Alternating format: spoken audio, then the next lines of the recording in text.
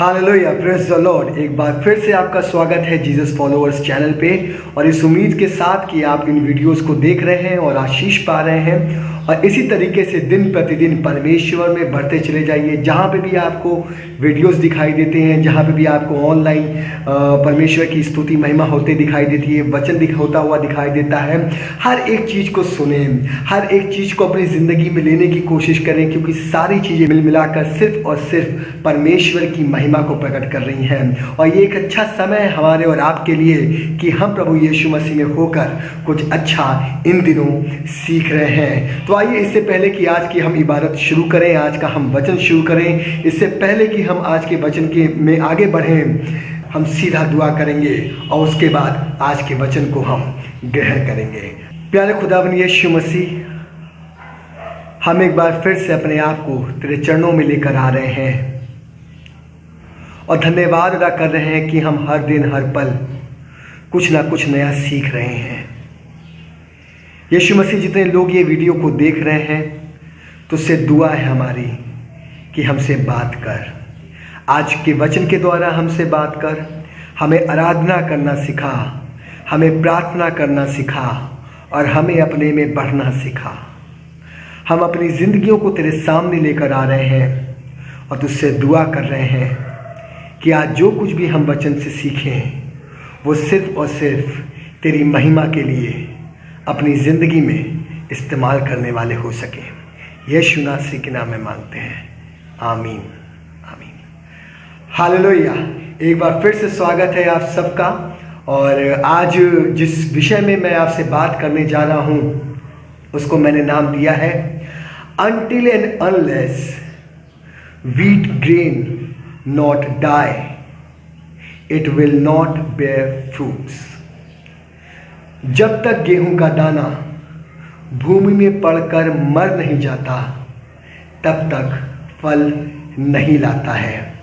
और इस बात को हम देखते हैं परमेश्वर के वचन से, जो आपको मिलेगी यूहन्ना 12 बाब और उसकी 24वीं आयत। यहाँ पर प्रभु यीशु मसीह अपने चेलों से बात कर रहा है और उनसे कहने लगा, सुनेगा क्या कह रहा है, मैं तुमसे सच सच कहता हूँ कि जब तक गेहूं का दाना भूमि में पड़कर मर नहीं जाता, वह अकेला रहता है, परंतु जब मर जाता है तो बहुत सा फल लाता है। हालेलुया। इस वचन में हम देख रहे हैं प्रभु यीशु मसीह को। प्रभु यीशु मसीह अपने चेलों से बात कर रहे हैं और उनसे कह रहे हैं, उनको बता रहे हैं कि मैं तुम्हें गेहूं के बारे में बता रहा हूं, गेहूं के दाने के बारे में बता रहा हूं, लेकिन जब तक गेहूं का दाना भूमि में पड़कर मर नहीं जाता, तब तक वो अकेला रहता है। पहला उसकी ज़िंदगी में जो काम होता है वो काम ये होता है कि वो अकेला होता है। दूसरा काम जो होता है वो जब मर जाता है तो फलवंत होता है। यह तीन चीज़ों के बारे में बात प्रभु यीशु मसीह का कलाम हमसे और आपसे कर रहा है। एक अकेला रहना, एक मर जाना और तीसरा फलवंत होना। आज हम प्रभु यीशु मसीह के कलाम से देखेंगे कि ये अकेले होने का क्या मतलब है, ये मरने का क्या मतलब है और ये फलवंत होने का क्या मतलब है। आज खुदावन यीशु मसीह के कलाम से जब हम इन तीनों बातों को देखते हैं तो प्रभु यीशु मसीह का कलाम हमें एक जगह लेके चल रहा है जहाँ पे वो हमें और आपको बता रहा है कि हमें और आपको अकेला होना पड़ेगा, हमें और आपको मरना पड़ेगा, हमें और आपको फलवंत होना पड़ेगा। और ये आयत आपको मिलती है मत्ती 6 बाब और उसकी 6ठी आयत में। बट इससे पहले इस आयत के बारे में मैं आपसे जिक्र करूं, मैं आपसे इस बात के बारे में बताना चाहता हूं कि हम और आप अपनी ज़िंदगी कभी भी अकेले व्यतीत करना नहीं चाहते। हम और आप इतने ज़्यादा इस समय दुनियावी हो चुके हैं कि हमें हर समय किसी न किसी के सहारे की ज़रूरत होती है। हमें लोगों की ज़रूरत होती है, हमें भीड़ की ज़रूरत होती है, हमें फैमिली की ज़रूरत होती है, हमें लोगों के साथ दुआ करने की ज़रूरत होती है। हम किसी भी कार्य को करें पर हम हमेशा ये चाहते हैं कि हमारे साथ में लोग हों। पर प्रभु यीशु मसीह का कलाम हमसे और आपसे एक बात कह रहा है, और वो बात ये कह रहा है कि अगर तुम गेहूं के के दाने से सीखना चाहते हो तो सबसे पहली चीज़ उससे ये सीखो कि जब वो भूमि में पड़ता है तो वो अकेला रहता है, और वो अकेला तब तक रहता है जब तक वो मर नहीं जाता। हमें और आपको भी अकेले रहने की ज़रूरत है, हमें और आपको भी एक सेपरेशन की ज़रूरत है, हमें और आपको भी एक अलगाव की ज़रूरत है, हमें और आपको भी अलग होने की ज़रूरत है। अगर हमारी ज़िंदगी अलग तरीके से नहीं व्यतीत हो रही है, अगर हम अपनी ज़िंदगी को अलग नहीं कर पा रहे हैं, तो हम और आप उस गेहूं के दाने के द्वारा कभी भी फलवंत नहीं हो सकते। सुनिएगा यहाँ पे मत्ती 6 बाब की 6 आयत में परमेश्वर का कलाम प्रभु यीशु मसीह क्या कहने लगे। वो कहने लगे, परंतु जब तू प्रार्थना करे तो अपनी कोठरी में जा और द्वार बंद करके अपने पिता से जो गुप्त में है प्रार्थना कर, तब तेरा पिता जो गुप्त में देखता है तुझे प्रतिफल देगा। हालेलुया। इस कलाम में प्रभु यीशु मसीह हमसे और आपसे एक बात कह रहा है, और कह रहा है कि जो प्रार्थना तुम किया करते हो, जो प्रार्थना तुम भवन में किया करते हो, जो प्रार्थना तुम लोगों के साथ किया करा करते हो, जो प्रार्थना तुम हजारों लोगों के झुंड में किया करते हो, इस समय परमेश्वर का कलाम हमसे उस विषय में बात नहीं कर रहा है, पर प्रभु यीशु मसीह का कलाम हमसे और आपसे कह रहा है कि अगर हम गेहूं की नाई होना चाहते हैं, अगर हम अपने आप को मरकर फलवंत होते हुए देखना चाहते हैं, तो हमें अपनी जिंदगी में अलग होना पड़ेगा। और जब भी हम अलग हों तो सिर्फ अलग हो गए इससे मतलब नहीं है, पर जब हम अलग हों तो हम प्रार्थना के लिए अलग हों, हम प्रार्थना के लिए अलग कोठरी में जाएं, हम प्रार्थना के लिए अलग समय परमेश्वर के साथ बिताएं, हम प्रार्थना के लिए परमेश्वर से अलग प्रार्थना करें। हम सबके साथ में प्रार्थना ना करें, हम झुंड में प्रार्थना ना करें, हम दुनिया को दिखाने के लिए प्रार्थना ना करें। क्योंकि अगर आप इसी की एक आयत को और ऊपर पढ़ के देखेंगे तो वहाँ पे लिखा हुआ है, जो लोग चौकों में प्रार्थना करते हैं, जो लोग बड़े बड़े चौराहों पे प्रार्थना करते हैं, वो अपना प्रतिफल पा चुके हैं। पर प्रभु के लोगों, परमेश्वर के लोगों, आज मैं उस विषय में बात नहीं कर रहा हूँ कि आपका प्रार्थना करना क्या गलत है चौराहों पर या सड़कों पर, या उस विषय की बात मैं नहीं कर रहा हूँ। पर मैं आपसे आज जिस विषय की बात कर रहा हूं वो विषय ये है कि अगर हम अपनी जिंदगी में प्रतिफल चाहते हैं, अगर हम अपनी जिंदगी में फलवंत होना चाहते हैं, तो हमें और आपको अलग होना पड़ेगा। हमें और आपको परमेश्वर से अकेले में प्रार्थना करनी पड़ेगी। और जब हम ऐसा करेंगे तो लिखा हुआ है कि परमेश्वर जो गुप्त में है तुझे तेरी प्रार्थनाओं का प्रतिफल देगा। हम शायद अभी तक अलग नहीं हुए हैं। अगर प्रभु यीशु मसीह की ज़िंदगी के बारे में मैं उठा के देखूं और उसके बारे में देखूं तो यीशु मसीह ने जब भी प्रार्थना करी तब आपको ये बात अच्छे से याद होगा कि उसने हमेशा अलग होकर प्रार्थना करी, उसने हमेशा अकेले होकर प्रार्थना करी। और एक जगह मैं आपको जल्द से जल्द लेके चलना चाहूँगा जो आपको मिलेगी मत्ती 14 बाब और उसकी 23वीं आयत। तब उसने तुरंत अपने चेलों को नाव पर बढ़ने के लिए विवश किया। सुनेगा, ध्यान दीजिएगा शब्दों को, विवश किया कि वे उससे पहले पार चले जाएं, जब तक वह लोगों को विदा करे। वह लोगों को विदा करके प्रार्थना करने को अलग पहाड़ पर चला गया और सांझ को वह वहां अकेला था। प्रभु यीशु मसीह, तुम तो परमेश्वर के पुत्र हो, तुम्हें अलग होने की क्या ज़रूरत पड़ गई, तुम्हें अकेले होने की क्या ज़रूरत पड़ गई। प्रभु यीशु मसीह का कलाम हमसे और आपको यहाँ पे सिखा रहा है, क्योंकि प्रभु यीशु मसीह ने हर एक चीज़ बहुत ही प्रैक्टिकली करके दुनिया में दिखाई, बहुत ही प्रैक्टिकली रीति से हमें और आपको समझाया। और वही यीशु मसीह का कलाम हमसे और आपसे कह रहा है कि उसने अपने चेलों को विवश किया, उसने अपने चेलों को फोर्सफुली विवश किया कि ऐसा है तुम मुझसे पहले पार चले जाओ, मुझे अकेला छोड़ो, मुझे अलग छोड़ो, अलग रहने दो, ताकि मैं अपने पिता से प्रार्थना कर सकूं। क्या हम और आप जब पब्लिकली में होते हैं, क्या हम और आप जब कांग्रेगेशन में होते हैं, क्या हम और आप जब झुंड में होते हैं, तो क्या अपने आप को अलग करते हैं प्रार्थना के लिए? अगर हम और आप अलग नहीं कर रहे हैं अभी तक अपने आप को प्रार्थना के लिए, तो कोशिश करें कि प्रार्थना के लिए अपने आप को अलग करें, कि ताकि परमेश्वर हमें फलवंत कर सके। हमें फलवंत होने के लिए अलग होने की बहुत ज़रूरत है। प्रभु यीशु मसीह को भी ज़रूरत थी कि वो अपने परमेश्वर से, अपने पिता से जब बात करे तो वो अलग होकर बात करे, वो एकदम अकेले में एकांत में जाकर बात करे। और ऐसा वो करता भी था कि वो अकेले में जाता था, अलग जाता था और जाकर अपने पिता से दुआ करा करता था, अपने पिता से प्रार्थना किया करता था, अपने पिता से बात किया करता था। हमें और आपको भी ज़रूरत है कि हम अलग होकर परमेश्वर से प्रार्थना करें। इसके बाद आप जाते हैं दूसरी बात जिसके बारे में लिखा हुआ है, मरने के लिए लिखा हुआ है कि जब तक अकेला रहता है जब तक मर नहीं जाता। इस बात को हम देखते हैं यूहन्ना 3 बाब और उसकी 6 आयत में।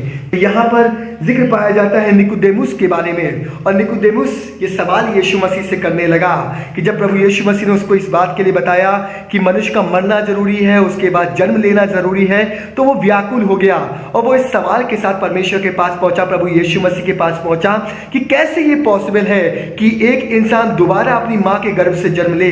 तब सुनिएगा प्रभु यीशु मसीह ने किस बात को कहा।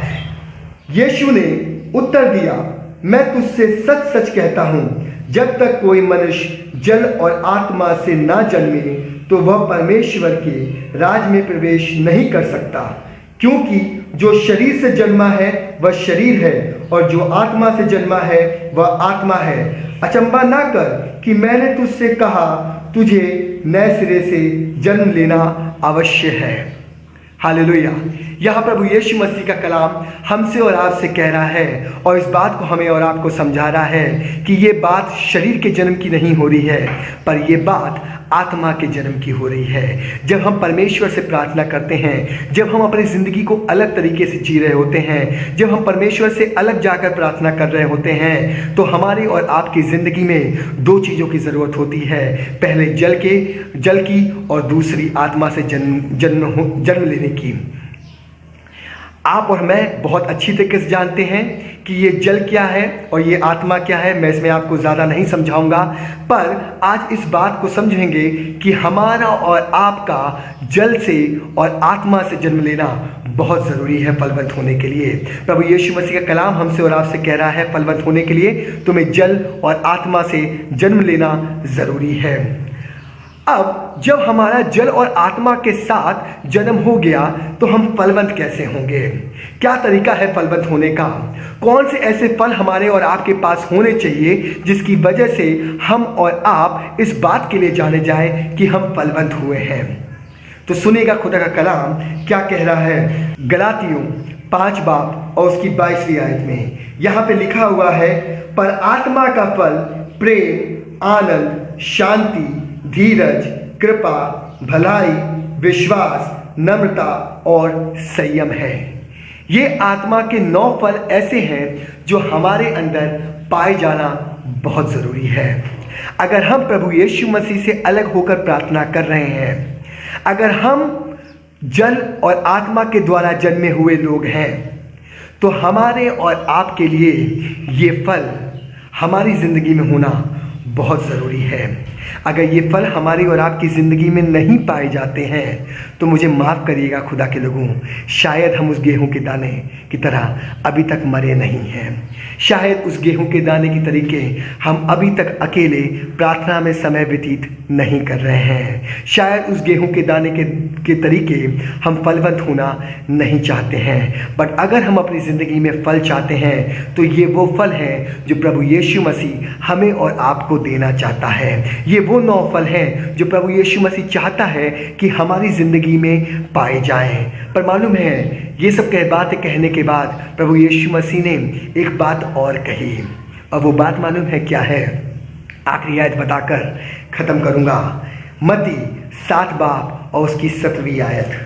यहाँ पर जब प्रभु यीशु मसीह के बारे में हम पढ़ के देखते हैं तो प्रभु यीशु मसीह इस बात के बारे में कहने लगा, भेड़ के बारे में जिक्र कर रहा है, भेड़ियों के बारे में जिक्र कर रहा है, तमाम तरीके के जिक्र करते चला आ रहा है। और बाद में इस बात को कहने लगा, जब लोग उससे पूछने लगे कि हम कैसे जानेंगे इस बात को कि वो तेरी तरफ से भेजे हुए लोग हैं या वो अलग तरीके से भेजे हुए लोग हैं, वो भेड़ हैं या वो भेड़िए हैं, हम इस बात को कैसे पहचानेंगे? तब प्रभु यीशु मसीह एक बात कहने लगा। मत्ती 7 बाब की 16वीं आयत पर। और आज इस बात को कोट कर लीजिएगा, इस बात को अंडरलाइन कर लीजिएगा। और प्रभु यीशु मसीह का कलाम इस बात को कहने लगा, उनके फलों से तुम उन्हें पहचान लोगे। हालेलुया। कैसे जानेंगे हम कि वो भेड़ हैं या भेड़िए हैं? कैसे हम जानेंगे? इसको जानने का सिर्फ और सिर्फ एक तरीका है, और वो तरीका ये है कि उनके फलों से तुम पहचान लोगे कि वो कौन सा पेड़ है। और इसके आगे प्रभु यीशु मसीह का कलाम इसी के आगे लिखने लगा, इसी प्रकार हर एक अच्छा पेड़ अच्छा फल लाता है और निकम्मा पेड़ बुरा फल लाता है। हालेलुया। प्रभु के लोग, परमेश्वर के लोगों में एक क्वालिटी होगी, प्रभु के लोगों में एक क्वालिटी पाई जाएगी, और वो क्वालिटी ये होगी कि तुम उन्हें देखकर पहचान लोगे कि इनके अंदर कौन सा फल फलवंत हुआ है, इनके अंदर कौन से पेड़ ने जन्म लिया है। क्या ये अच्छा वाला पेड़ है या ये बुरा वाला पेड़ है? अगर अच्छा वाला पेड़ है तो ये 9 पवित्र आत्मा के फल आप उनकी ज़िंदगी में पाएंगे, पर अगर बुरा वाला फल है तो आप इन 9 फलों में से एक भी फल उनकी ज़िंदगी में नहीं पाएंगे। हमारी और आपकी ज़िंदगी में अगर हम फलवंत होना चाहते हैं, अगर हम चाहते हैं कि ये फल हमारी और आपकी ज़िंदगी में आए, तो हमारी और आपकी ज़िंदगी में ये चीज़ बहुत ज़रूरी चीज़ है कि फलवंत होने के लिए हम एक काम करें, और वो काम ये है कि हम सबसे पहले अलग हों प्रार्थना के लिए। हम परमेश्वर से, प्रभु यीशु मसीह से प्रार्थना करने लगें, अलग होकर प्रार्थना करने लगें, अकेले होकर प्रार्थना करने लगें, अकेले प्रभु यीशु मसीह के साथ कुछ समय व्यतीत करें, परमेश्वर के साथ कुछ समय निकालें अपने घर से, अपनी जगहों से, जिस जगह पर आप हैं, कि आप परमेश्वर से अलग प्रार्थना कर सकें। और दूसरी चीज़ इसके बारे में लिखा हुआ है, मरना, जल और आत्मा से हमारा जन्म लेना बहुत ज़रूरी है। और तीसरी बात, हमारी ज़िंदगी में फल पाए जाना। ये फल आएंगे कहाँ से? ये फल प्रार्थना से आएंगे। ये फल आएंगे कहाँ से? ये फल जल से आएंगे। ये फल आएंगे कहाँ से? ये फल आत्मा के अभिषेक से आएंगे, आत्मा, पवित्र आत्मा के बपतिस्मे से आएंगे। हमारी और आपकी ज़िंदगी में अगर हम और आप फलवंत होना चाहते हैं तो सबसे पहले अपने आप को अलग करिए, उस परमेश्वर से दुआ करिए कि खुदा बाप आपको फलवंत करें। और यकीन जानिए, जिस दिन ये फल आपके अंदर आ जाएंगे ना, लोग आपको दूर से पहचान लेंगे कि ये परमेश्वर का नबी है। लोग आपको दूर से पहचान लेंगे ये प्रभु यीशु मसीह के लोग हैं। लोग आपको दूर से पहचान लेंगे ये वो मसीह लोग हैं जिनके अंदर प्रभु यीशु मसीह के फल पाए जाते हैं, पवित्र आत्मा के फल पाए जाते हैं। मैं इस बात की आशा करता हूँ कि इस वचन ने आपको बहुत आयत से आशीष दी होगी। पर इससे पहले कि आज का वचन हम ख़त्म करें, आइए दुआ करें उस खुदा से, और उस खुदा से कहें कि खुदावन यीशु मसीह, इन फलों को हम अपनी ज़िंदगी में चाहते हैं। आइए दुआ करें। प्यारे खुदावन यीशु मसीह, तेरे समीप हैं, तेरे मस्बे के निकट हैं। खुदावन यीशु मसीह, जितने भी लोग इस वीडियो को देख रहे हैं, जबकि आज के कलाम से हमने इस बात को सीखा है कि जब तक गेहूं का दाना भूमि में पड़कर मर नहीं जाता, वो अकेला रहता है, और मरने के बाद वो फलवंत होता है। इस वचन के द्वारा हमारी ज़िंदगी में कार्य कर, कि हमें अलग कर।